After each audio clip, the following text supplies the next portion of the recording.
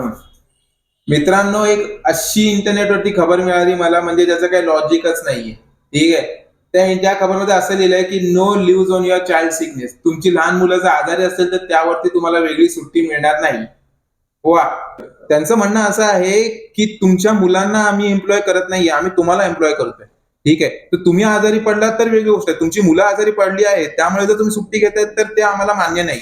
ते कोणतं लॉजिक आहे? म्हणजे हा जो लॉजिक बनवणारा जो चुतिया आहे, ह्याला स्वतःला मुलं बाळ नाही आहेत, काही फॅमिली नाही, बायको नाही, आई वडील नाही आहेत. म्हणजे आम्ही काय करायचं? आम्ही 9 ते 6 पर्यंत कामच करत बसायची, फक्त कंपनीचा विचार करायचा, आमच्या मुलाबाळांना सोडून द्यायचं, साधू बनायचं, भिंजो टकला करून भिंजो दांडी घेऊन जायचं ऑफिसला. काय घाण बनवतायत? कशाला गरज आहे?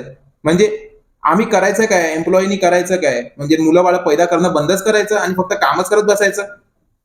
शाळांचे म्हणजे आमच्या घरामध्ये काही लाईफ इव्हेंट आहे, कोणाची डेथ झाली, कोणी आजारी आहे, कोणाच्या घरात सेलिब्रेशन आहे, फॅमिली गेट टुगेदर आहे, एक सुट्टी पाहिजे फॅमिली बरं घालवण्यासाठी एक्स्ट्रा. तर आम्ही काय करायचं? सगळ्यांचा त्याग करायचा.